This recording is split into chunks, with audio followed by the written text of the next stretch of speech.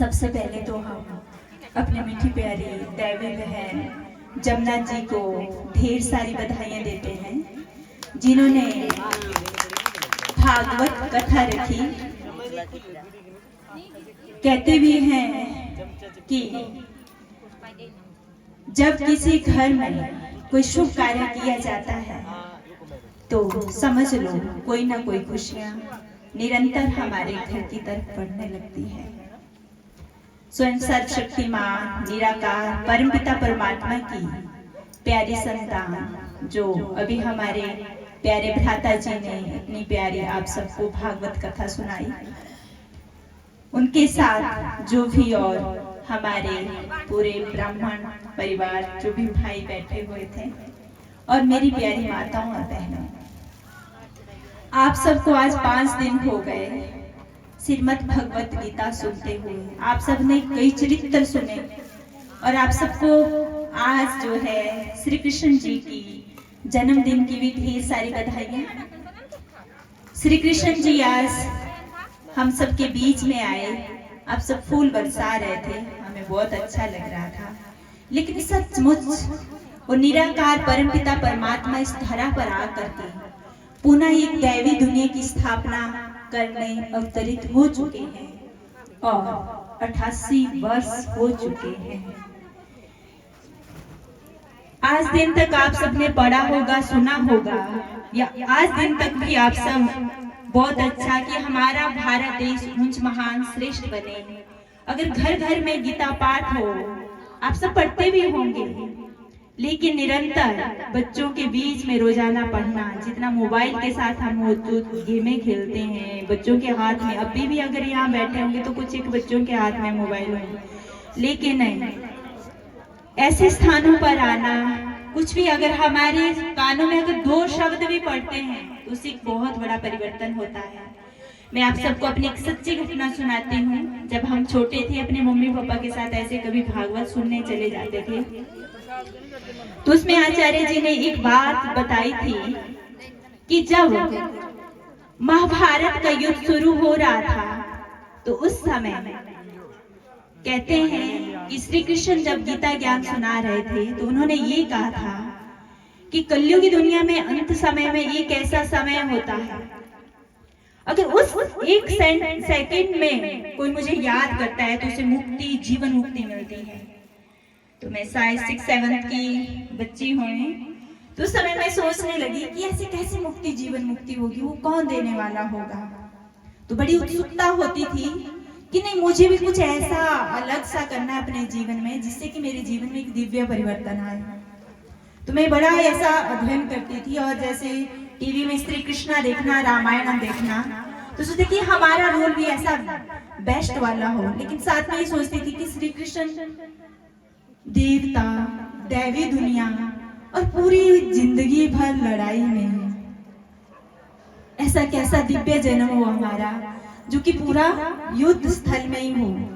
तो अभी वो मुझे समझ आई जब हम प्रजापिता ब्रह्मा कुमारी ईश्वर विश्वविद्यालय में जुड़े, राजयोग मेडिटेशन सीखा, तो उसमें ये बताया कि हमारा ये जो अभी का जीवन है एक द्वंद्व का है, युद्ध का है। हमारे अंदर ही दिव्यता है, लेकिन इस समय वो सुषुप्त अवस्था में है और हमारे चारों तरफ अभी का जो हम वातावरण देखते हैं और हमारे अंदर ही काम, क्रोध, लोभ, मोह, अहंकार, जिनका साम्राज्य छाया हुआ है हर एक के जीवन में, और इन सब से हम अपने आप को आजाद कैसे करें। यही तो मेन कौरव बैठे हुए हैं। दुर्योधन माना जो धन का दुरुपयोग करने वाला है। लोगों के घरों में कोई बड़ा अच्छा फंक्शन होता है तो शराब की पेटियां रखी जाती है, नहीं तो बोलेंगे अरे भाई ये फंक्शन तो फीका फीका रह गया, ऐसे बोलते हैं ना। अगर खिलाया पिलाया आपने अच्छे से, बोलेंगे बड़ा मजा आया, फलाने की रिटायरमेंट थी ना, बहुत अच्छा लगा। लेकिन नहीं, वो सच्ची जीवन नहीं है। यही तो हमारी युद्ध है कि फिर आप सब भी यही बोलेंगे दीदी समाज है, खिलाना पिलाना पड़ता, नहीं तो कोई नहीं आएंगे हमारे फंक्शन में। तो पहल कौन करे, कौन करे पहल, मैं या आप? मैं जब हमारी उंगली मेरी तरफ होगी कि मुझे पहल करनी है, मुझे बदलना है। कई बार हम बोलते हैं ये फलाना बदल जाए, वो बदल जाए, वो बदल जाए। नहीं, कोई नहीं बदलने वाला। परम पिता परमात्मा शिव ने एक अविनाशी रुद्र ज्ञान यज्ञ रचा हुआ है, जिसे 88 वर्ष हो चुके हैं। आप सबको मैं महाभारत का जब कहते, जब महाभारत युद्ध पूरा हो जाता है तो वहां पर एक विश्व अश्वमेघ यज्ञ रखा जाता है, और उस यज्ञ में एक शंख रखा जाता है। वो शंख ऐसा रखा जाता है जिस शंख की ध्वनि अपने आप, जब यज्ञ पूरा होगा तो शंख ऑटोमेटिकली बजेगा। लेकिन क्या होता है, उन्होंने पूरे भारतवर्ष के पूरे विश्व में डंका बजा दिया कि हमारे यहाँ अश्वमेघ यज्ञ रचा हुआ है। श्री कृष्ण महाराज जी गद्दी में बैठे हुए हैं, पूरा होता है सब कुछ, लेकिन क्या होता है, शंख नहीं बजता है। तो लास्ट में क्या होता है, पांडव उनके पास जाते हैं, बोलते महाराज जी ये क्या हो गया, जो हमने शंख रखा, हमने तो बड़ी तन्मयता से सबको सद्भावना से बुलाया हुआ है, शंख क्यों नहीं बजा। तो कहते हैं मेरा एक भगत है, अनन्य भगत, जो जंगल में तपस्या कर रहा है, कोई उसको बुला के लाएगा तभी मेरा ये यज्ञ सफल होगा। कहते ये कौन सी बड़ी बात है। भीम जी बोलते हैं, उनको तो हम चुटकियों में लेके आते हैं। कहते ठीक है, जाइए और लेके आइए। तो भीम जो है युधिष्ठिर से मतलब आज्ञा लेते हैं और जाते हैं, और कहते जंगल में जब जाते हैं बोलते हैं कि आप 100 अश्वमेघ यज्ञ करेंगे तभी मैं आपके यज्ञ में आऊंगा। तो वो बोलते हैं 100, जब हमारा ये कि यज्ञ सफल नहीं हो रहा है तो 100 कहां से सफल होंगे। कहते नहीं, आप 100 कीजिए तब मैं आऊंगा। तो इस तरह से भीम वापिस आ जाता है, तो अपना पूरा वृतांत बताते हैं, लेकिन फिर से बोलते हैं कि अच्छा, अर्जुन बोलता है मैं जाता हूँ। अर्जुन भी वैसे बोलते हैं, लेकिन वो नहीं आते हैं। एक एक करके फिर युधिष्ठिर जाता है, नकुल सहदेव सभी जाके आते हैं, लेकिन वो महात्मा जी वहां से हिलते नहीं हैं। तो लास्ट में द्रौपदी बोलती है कोई बात नहीं, अभी मैं जाके आती हूँ। तो बड़ी तन्मयता के साथ द्रौपदी जी जाती है, सद्भावना के साथ, और उनके पास नतमस्तक होती है। तो बोलती है कि आप महाराज महान ऋषि हो, तेजस्वी हो, देखो हमने एक अश्वमेघ यज्ञ रचा हुआ है, आप आएंगे तो ही हमारा यज्ञ सफल होगा। कहते आप सबको समझ नहीं आती। मैंने क्या कहा, 100 अश्वमेघ यज्ञ हो तभी मैं आपके पास आऊंगा। तो कहते हमारा ये यज्ञ सफल नहीं हुआ। कहते आपको पता है महाराज, जब कोई भी भगत नंगे पांव सद्भावना के साथ एक एक कदम चलता है, तो एक कदम जब मैं शुभ कार्य के लिए मैंने उठाया था, एक कदम 100 अश्वमेघ के बराबर है। तो मैं तो आपके पास यहाँ पहुंचे तो मेरे तो हजारों कदम आप तक पहुंचे, तो मेरे 100 आप अपनी झोली में डाल दिए, बाकी मेरे पुण्य में जमा कर दीजिए। तो वो ऋषि उनके आगे नतमस्तक होता है कि आप सद्भावना से मेरे पास आई है। तभी कहते हैं परमात्मा बोलते बच्चे, हिम्मत का एक कदम तुम्हारा, मदद के 1000 गुना मदद मेरी। तो ये है वो सद्भावना के कदम। आप सब भी यहाँ आए हैं, लेकिन बड़ी पूरी भावना के साथ, श्रद्धा के साथ सुनते तो ये यज्ञ आपका, इनका ही नहीं, आपका भी, इस पूरे गांव का वो सफल होगा। इस तरह से जब वो उनके साथ जाते हैं, बैठते हैं, पूरा जो भी वो सुनाते हैं, सुनते हैं, यज्ञ किया जाता है। तो बोलते ना 32 प्रकार के भोजन, 56 भोग रखते हैं ना।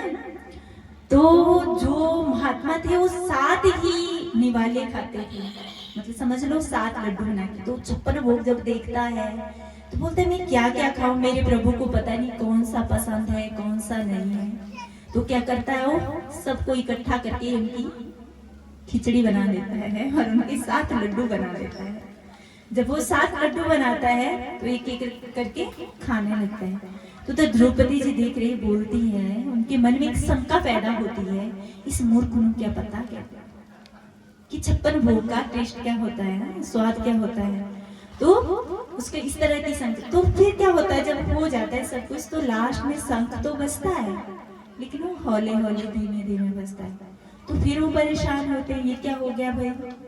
फिर जाते हैं श्री कृष्ण जी के पास, बोलते हैं महाराज जी ये क्या हो गया, अब तो हम महान ऋषि को भी आपके यहाँ दरबार में लेके आए, उनको भी हमने 56 भोग करवा दिए, लेकिन ये क्या हो गया।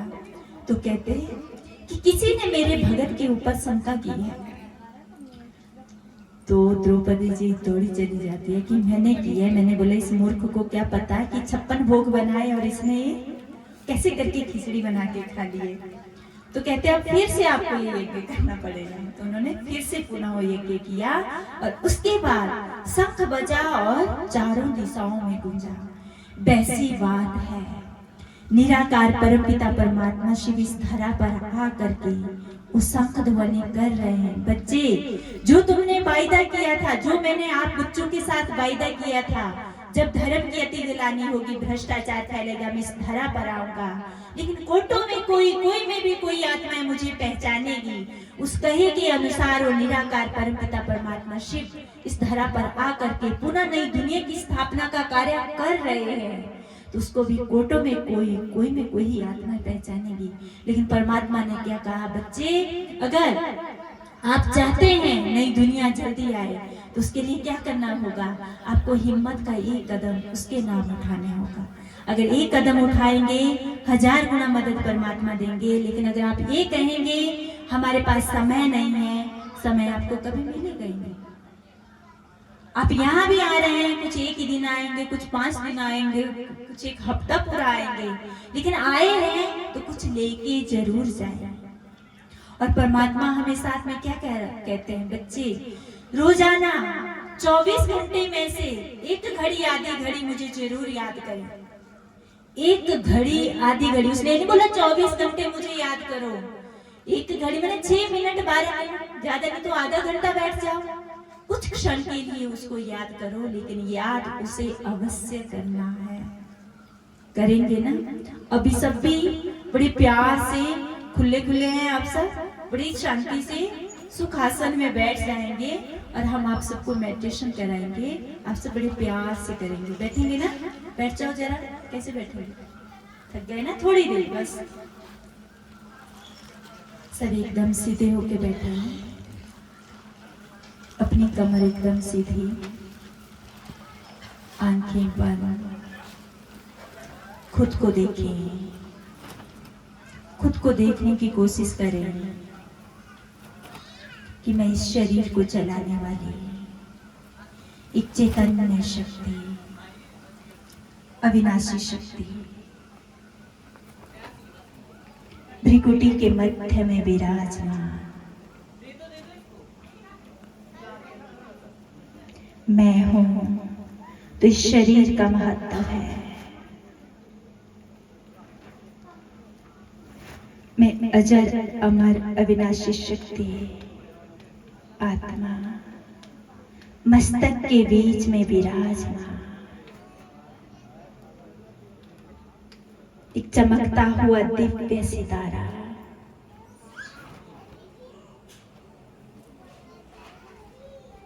मैं शांत स्वरूप हूँ, प्रेम स्वरूप हूँ, आनंद स्वरूप हूँ। मेरी परमपिता परमात्मा, वो महाज्योति, वो सर्वशक्तिमान परमात्मा की सर्वशक्तियों की किरणें, सुख शांति की पावन किरणें मेरे मस्तक के बीच में पड़ रही है। मेरा पूरा मस्तक एकदम रिलैक्स। इस पूरे शरीर में एक दिव्य ऊर्जा का संचार हो रहा है। मेरा पूरा शरीर एकदम रिलैक्स।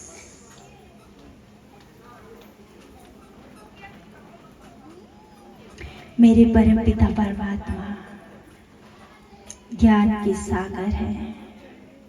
मैं आत्मा ज्ञान स्वरूप हूँ। मैं हर कार्य बड़े प्यार से समझ से करने वाली एक अविनाशी शक्ति हूँ।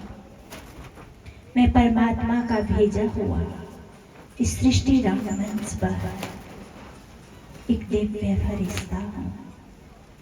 मैं जो चाहूँ वो कर सकता हूँ, मैं जो चाहूँ बन सकता हूँ।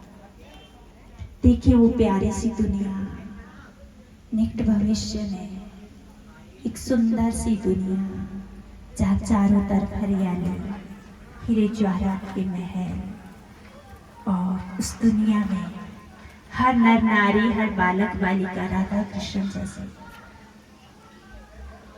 परमात्मा हम सबको यही इशारा देते हैं कि बच्चे तुम्हें ऐसी दुनिया का निर्माण करना है। हम सब परमात्मा के भेजे हुए पावन फरिश्ते अवश्य ऐसी दुनिया बनाने में भगवान को सहयोग देंगे।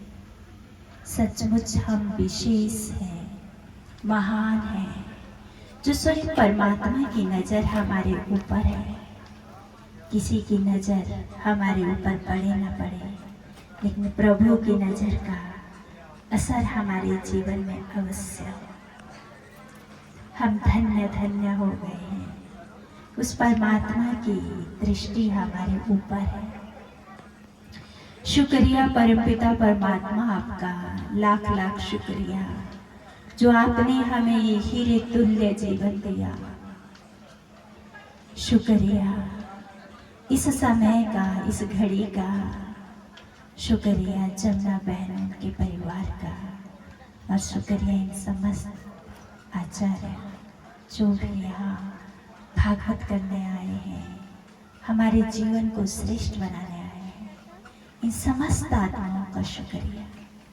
और शुक्रिया आप सबका जो आप सब बड़े प्यार से, शांति से यहाँ बैठते, सुनते, अपने जीवन में धारणा करते।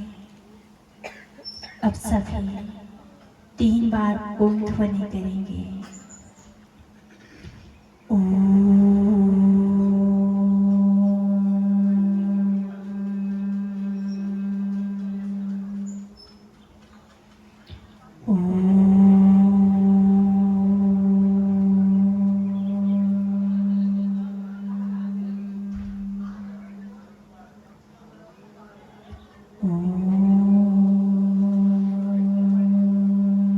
शांति शांति शांति। ओम शांति।